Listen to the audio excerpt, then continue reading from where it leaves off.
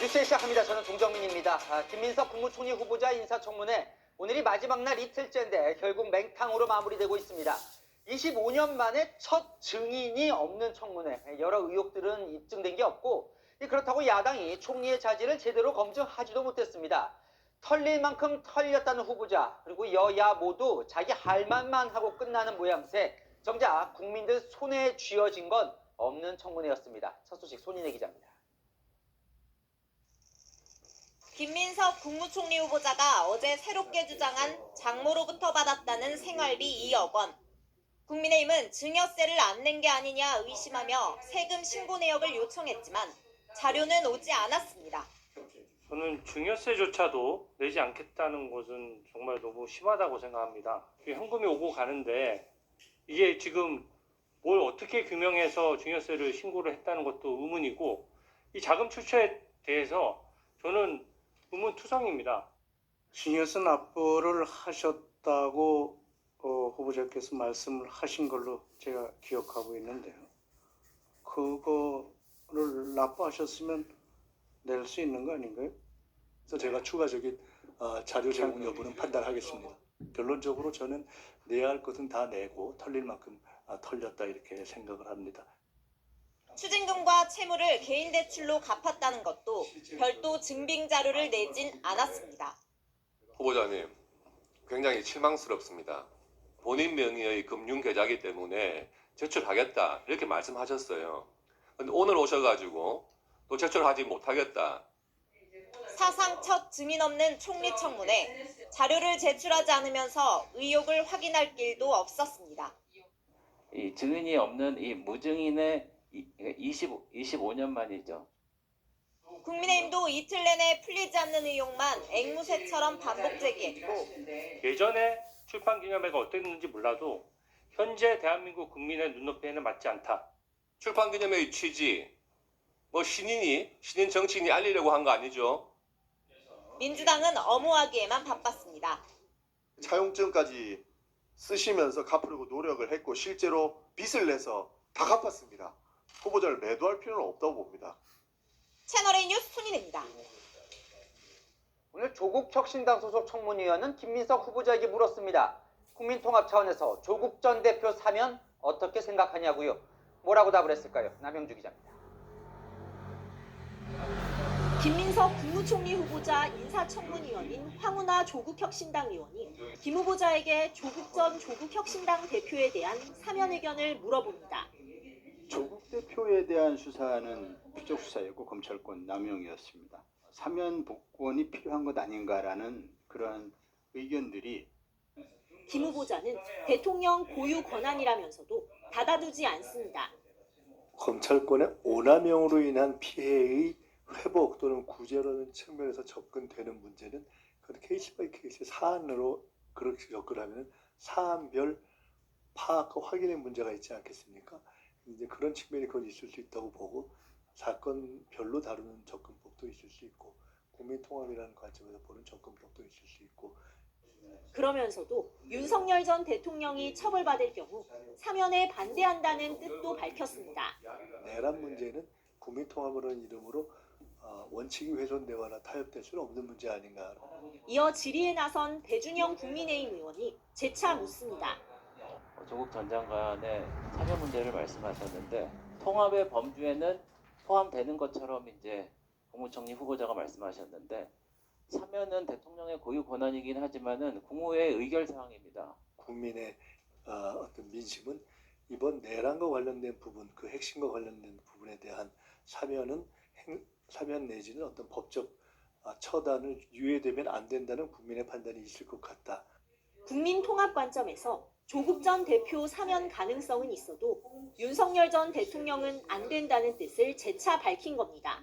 채널A 뉴스 남영주입니다. 대통령실은 김민석 후보자 별 흠결이 없다는 판단을 하는 것으로 알려졌습니다.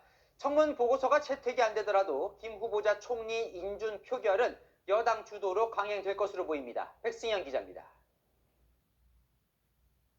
후보자님, 저희가 참을 만큼 참았습니다. 도대체 이게 뭡니까? 후보자는 우리 인사청문회 자체를 지금 능멸하고 있습니다. 배우자 털고 자녀 털고 친척 털고 지인 털고 지금까지 자료 요청하는 게 아들 돈 어디서 나왔냐라고 하는 소설 쓰고 있고. 오늘 청문회가 마무리되면 곧 청문보고서 채택을 논의하지만 합의에 이르지 못할 가능성이 큽니다. 국민의힘 인청특위 관계자는 웬만하면 청문보고서를 채택해주려고 했는데 이건 도저히 안 되겠다고 했습니다. 민주당은 청문보고서 채택이 없더라도 빠르게 국회 인준표결에 돌입할 것으로 전해졌습니다. 이르면 30일 임명동의안을 의결한다는 계획입니다. 대통령실 관계자도 인사청문회를 보니 김 후보자의 결격 사유는 없는 것 같다며 임명동의안이 통과되면 최대한 빨리 임명할 계획이라고 말했습니다. 윤석열 정부 당시 야당이던 민주당은 청문보고서 채택 없이 밀어붙이던 윤 정부를 비판한 바 있습니다. 문제가 있는 분들까지 무조건 언제까지 경과보고서를 채택해 주라. 그거 안 하면 임명을 강행해야겠다. 이건 말 그대로 국민들하고 이건 대결하겠다는 자세로밖에 보이지 않지 않습니까? 국무총리 후보자의 청문보고서가 채택된 건 문재인 정부 시절 이낙연 전 총리가 마지막입니다. 보고서 채택 없이도 국무총리 임명동의 표결은 가능하고 167석 민주당 단독 의결도 가능합니다. 채널A 뉴스 백승현입니다.